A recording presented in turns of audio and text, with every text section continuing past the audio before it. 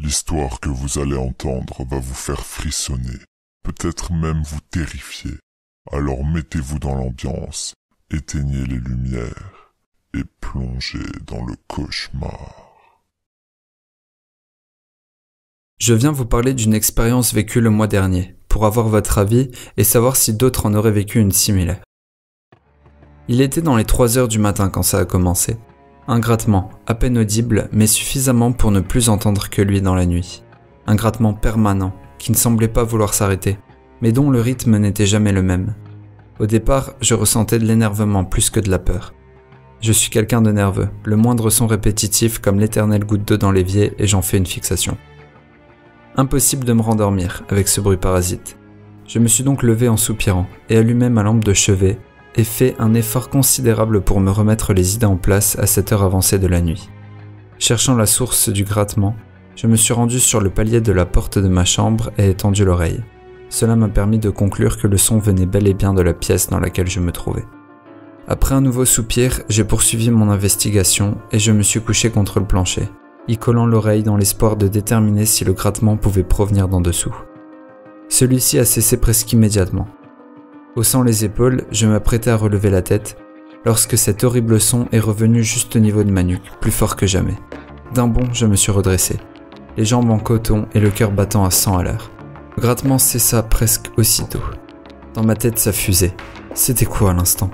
Comment ça a pu savoir l'endroit précis où je me trouvais sans même me voir ?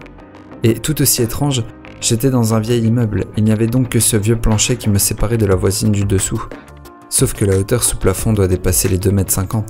Impossible donc qu'elle se mette à gratter son plafond à 3 heures du matin. Surtout à 95 ans. Au bout de 5 minutes de réflexion à m'en faire cramer les neurones, j'ai poussé un énième soupir et me suis recouché. Inutile de vous dire que le sommeil fut dur à retrouver. Le lendemain matin, tout ça n'était presque plus qu'un mauvais souvenir, presque risible. Le jour se passa normalement, et pour tout vous dire, je n'ai plus pensé à cet événement de la journée. Du moins, jusqu'à ce que je franchisse le pas de ma porte. À ce moment-là, je me souviens qu'une désagréable sensation s'est emparée de moi. D'autant plus désagréable qu'il n'y avait a priori aucune raison valable. Tétanisé, je restais dans mon hall, droit comme un i, respirant le plus lentement possible dans la crainte de je ne sais quoi. Il m'a fallu au moins 5 minutes pour déterminer ce qui n'allait pas. L'appartement était silencieux. Beaucoup trop silencieux. C'était comme si je portais des boules caisses. Si bien que les seules choses que j'arrivais à entendre, c'était ma respiration haletante et mon cœur qui tapait de plus en plus vite dans ma poitrine. Rien d'autre. C'était une sensation horrible, oppressante et malsaine. Et pour un appartement sans double vitrage situé en plein centre-ville, ce silence n'avait rien de normal. Reprenant mes esprits, j'ai franchi le seuil et me suis retrouvé dans le couloir. J'ai fixé la porte un instant et sorti ma clé avant de la fermer méticuleusement. Ma respiration était rauque, mes mains moites et mes yeux remplis de larmes. Après quelques minutes à contempler le battant clos, j'ai réalisé que ce que je venais de faire était complètement idiot et insensé. Avec un petit rire gêné pour moi-même, j'ai à nouveau inséré la clé dans la serrure et poussé la porte. Alors que celle-ci s'ouvrait, un poids s'est enlevé de mes épaules. L'appartement était à nouveau baigné de ses bruits habituels. Le tic-tac de l'horloge, le vrombissement du frigo, l'agitation de la ville à travers mes fenêtres. Tout était normal.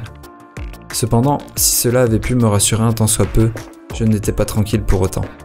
J'ai avancé lentement en direction du salon, comme si au moindre pas de travers, ça pouvait recommencer. Mais rien. Rien ne se passa jusqu'au moment de me coucher. Il était 23h15 et je venais d'enchaîner des épisodes d'une série à la con tout en vidant 3-4 bières pour me détendre. Estimant que c'était assez pour ce soir, j'ai rejoint mon lit et je me suis couché, tentant de trouver le sommeil en gardant les récents événements le plus loin possible de mon esprit. Et comme on pouvait s'y attendre, le grattement a repris quelques heures plus tard. Je me suis levé immédiatement et ai allumé la lumière dans la foulée. La peur avait laissé place à la colère.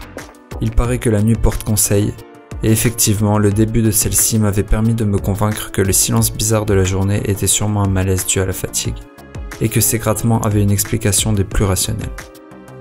Mais visiblement, j'allais devoir remettre cela en question une nouvelle fois. À nouveau, je me suis aplati sur le sol en collant mon oreille contre le plancher. Comme lors de la nuit précédente, le son s'est aussitôt arrêté. C'est alors que je me suis rendu compte que quelque chose me chatouillait le nez. Je n'ai rien vu sur le moment, alors j'ai passé ma main entre les lattes du plancher. Des cheveux. Des putains de cheveux blancs coincés entre les lattes en bois. Lattes en bois qui, je le rappelle, servaient de plafond à la voisine du dessous. Ça n'avait rien d'horrible en soi, mais le malaise que je ressentais à la vue de ces cheveux était atroce. J'essayais de relativiser la chose, mais quand même, je voyais mal comment ils avaient pu se coincer à cet endroit. Comme pour me sortir de ma torpeur, le grattement a repris un peu plus fort. J'avais envie de gueuler, mais si la vieille dame n'avait rien à voir avec ça, si c'était des bêtes ou je ne sais quoi. Après tout, je n'avais jamais le moindre problème avec elle. Mieux valait régler ça en journée. Mais bien décidé à en trouver la source de mon côté avant une quelconque discussion, j'ai à nouveau plaqué l'oreille au sol. Cette fois, le grattement n'a pas cessé. Je pouvais l'entendre plus clairement que jamais. J'ai fermé les yeux, bloqué ma respiration et me suis concentré au maximum. Le bruit était régulier, fort, comme si quelqu'un essayait de creuser le bois avec ses ongles. Cette image m'a donné un frisson, rien que d'imaginer le bois sous mes ongles. Brrr. Au vu de la force du grattement, des ongles normaux n'auraient pas pu tenir de toute façon. J'ai chassé cette image tant bien que mal et me suis à nouveau concentré sur le son. J'entendais autre chose, comme un petit râle plaintif mais très léger. L'inquiétude prenait petit à petit le pas sur la peur. On ne savait jamais s'il était en train d'arriver quelque chose à la voisine. Si c'était le cas et que je restais sans réagir, je m'en voudrais toute ma vie. Alors je l'ai appelée, doucement, toujours collée contre le parquet. Le grattement a cessé presque aussitôt. Elle m'avait donc entendu. « Vous allez bien ?» Pas de réponse. Si quelqu'un me voyait, je passerais sûrement pour un fou. Il s'agissait sûrement d'une bête, d'un rat ou je ne sais quoi. Le grattement a alors repris de plus belle, accompagné d'un souffle rauque qui se faisait entendre par intermittence.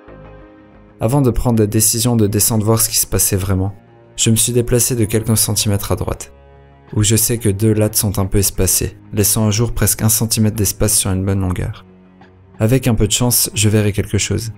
Quelque chose qui me ferait décider si oui ou non j'allais débouler chez la voisine et la réveiller à 3h du matin.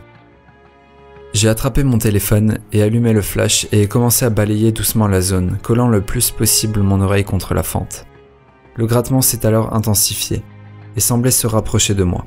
C'est alors que mon cœur s'est arraché. Au moment où j'ai déplacé le faisceau vers la source du bruit, je suis tombé sur un œil révulsé, les vaisseaux explosés, un œil qui me fixait intensément. J'ai poussé un cri en me reculant d'un bond. Ni une ni deux, je suis sorti en trombe dans le hall, dévalant les escaliers 2 par 2 pour voir quel bordel se déroulait dans l'appartement en dessous. Dans un sursaut de bon sens, j'ai d'abord tambouriné chez le gardien en lui criant de venir vite, que c'était une urgence. Sans pouvoir lui expliquer quoi que ce soit, je lui ai hurlé d'ouvrir la porte de la vieille avec son double dès qu'il m'a eu rejoint. Ce qu'il a fait. Sitôt la porte ouverte, je suis entré en trombe pour me retrouver face à... absolument rien. L'appartement était vide. Vide de son occupante, mais aussi de son mobilier. Elle est morte il y a 3 jours. Sa famille l'a enterrée avant-hier. Vous pensiez trouver quoi là-dedans? Sous le choc, je me contente de secouer la tête et de m'excuser poliment avant de remonter chez moi, désorienté. 3 jours et 3 nuits passèrent sans qu'aucun grattement ne se fasse entendre. Je commençais à mettre tout ça sur le compte de la fatigue. Après tout, j'avais peut-être développé une psychose avec ce bruit et ça m'avait fait vriller. Du moins, c'est ce que je pensais, jusqu'à ce que je descende à la boîte aux lettres, croisant le gardien, blanc comme un linge, en pleine discussion avec la fille de ma vieille voisine qui était tout aussi livide. L'exhumation du corps avait été demandée après que le gardien du cimetière ait rapporté des bruits de grattement provenant de sa tombe. Il s'avère qu'elle s'était réveillée à l'intérieur et avait gratté et cogné le bois de son cercueil, s'arrachant ongles, cheveux et bouts de crâne dans la bataille. Je n'arrive toujours pas à m'expliquer ce que j'ai vu, ni pourquoi elle s'est manifestée auprès de moi. Mais quelque part, je ne peux pas m'empêcher de ressentir de la culpabilité.